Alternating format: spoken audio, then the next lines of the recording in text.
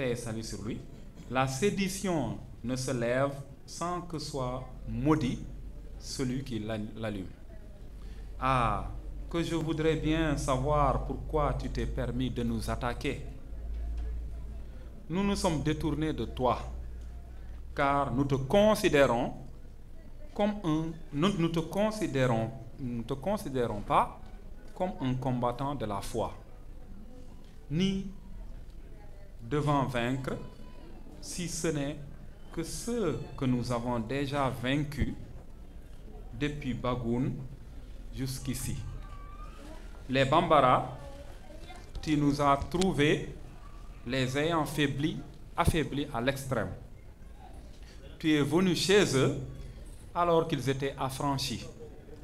Nous étions venus chez eux et ils s'étaient mis à demander la paix, et c'est ce qu'ils faisaient avant que tu ne viennes chez eux. Aujourd'hui, ils se sont fait musulmans et ont brisé leurs idoles. Ils nous ont prêté serment d'allégeance. Autrement dit, ils pensent que El Hadj Omar, quand il dit que les Bambara n'étaient pas musulmans, que pour lui, les Bambara étaient déjà musulmans et qu'ils dépendaient du Massina.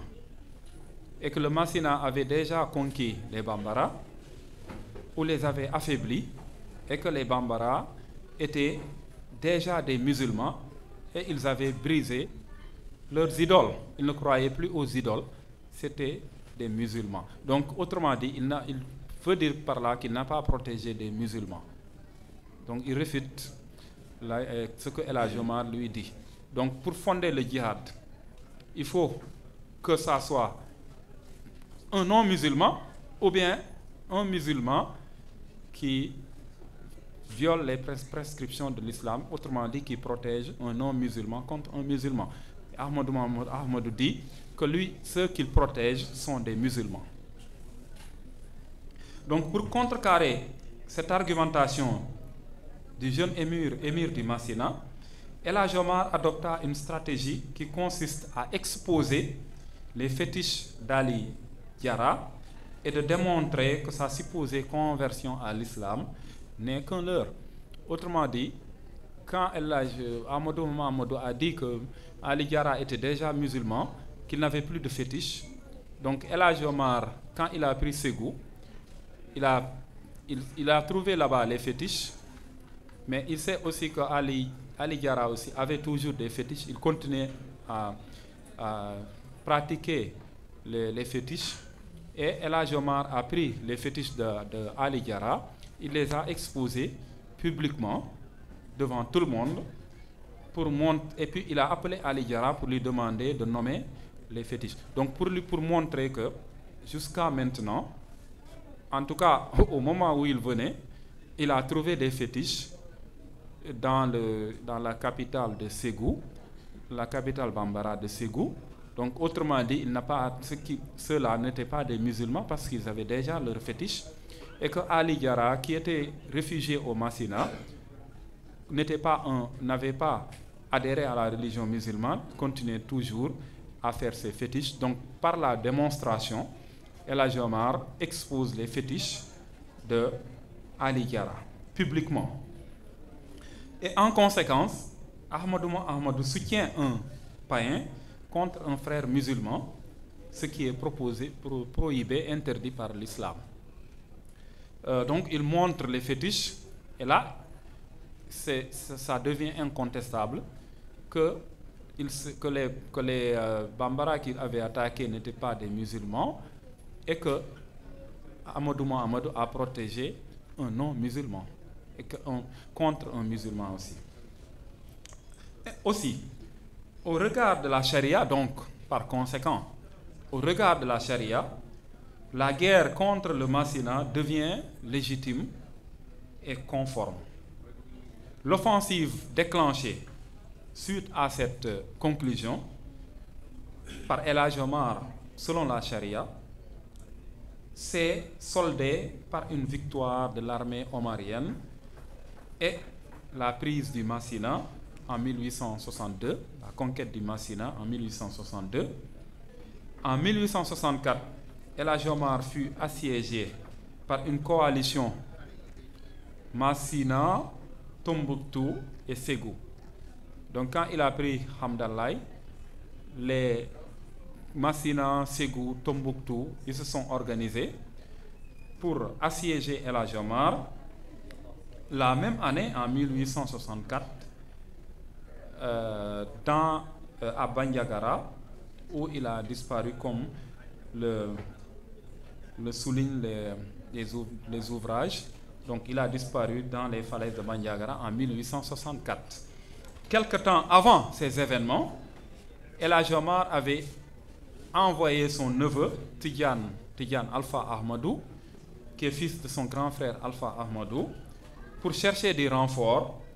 Et Tidiane est revenu après le siège, quand on a assiégé El Hadji Omar, qu'il a disparu dans les falaises de Bandiagara. Tidiane est revenu avec une armée et il a organisé la riposte.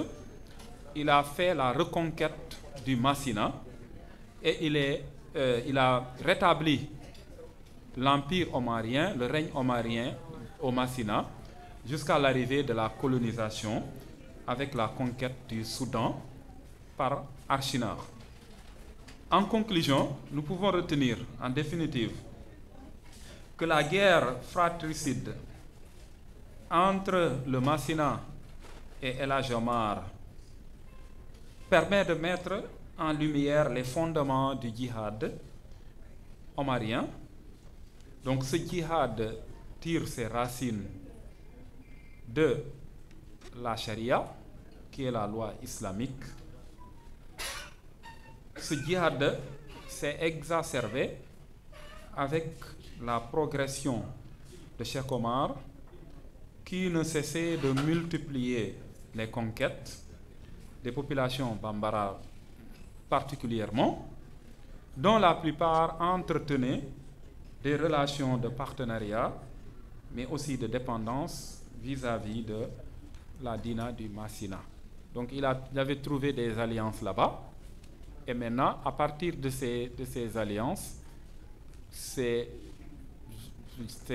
populations ont riposté, ils se sont organisés, mais sans tenir compte même de la charia, bien que Massina, Tombouctou étaient des États islamiques. Donc voilà, de manière peut-être pas ramassée, les fondements du djihad omarien que je voulais montrer, parce qu'il fallait déjà montrer pourquoi ce djihad, pourquoi El Hadji Omar a fait le djihad, sur quoi il s'est basé, surtout aussi sur le djihad contre le Massina qui est controversé, sur quoi il s'est fondé. Donc comme je le dis, c'est une question de référence. Celui qui a les mêmes références, il peut comprendre. Celui qui n'a pas les mêmes références aussi, bon, il ne peut pas forcément juger parce que les références sont différentes aussi. Je pense que pour apprécier, il faut quand même être dans les références, rester dans les références, rester dans le contexte également. Donc maintenant, peut-être que c'est un personnage aussi multidimensionnel. Je pense qu'une seule conférence ne peut pas suffire, mais il faudra commencer quand même par quelque chose qui permettra aux gens de comprendre les bases avant d'aller beaucoup plus en profondeur, de parler de conquête, etc. Il y a le volet spirituel qui est là, le volet religieux qui est là, et beaucoup d'autres aspects, le panafricanisme qui a été abordé à l'instant même. Donc sans compter, ne serait-ce que sa famille, ce sont des éléments qui peuvent être utilisés pour permettre de comprendre les dimensions du personnage, qui ont quand même occupé beaucoup d'études, beaucoup de sujets, beaucoup de thèses dans les universités. Beaucoup de livres ont été écrits par les Occidentaux. On peut en citer beaucoup, Fernand Dumont, David Robinson, qui est un très grand spécialiste de la El Hadji Omar, et d'autres, des Africains, jusqu'à maintenant, Madina Lital. Donc, ce sont des spécialistes, Feu Sambadien, d'El Hadji Omar. Et jusqu'à maintenant, on n'a pas fini de parler de ce personnage. Et dans le monde d'aujourd'hui aussi, où des sujets reviennent, comme le panafricanisme, qui sont des sujets qui reviennent, la décolonisation mentale aussi, qui revient, la lutte contre l'identitarisme, parce que maintenant, de plus en plus, le développement des extrêmes droite, El Hadji Omar, je pense que si on doit montrer le meilleur aspect, c'est son ouverture, c'est son panafricanisme, mais c'est aussi son appartenance à toutes les communautés, son fédéralisme aussi. Et je pense que cela fait partie de ce projet qui est gigantesque aussi. Merci beaucoup.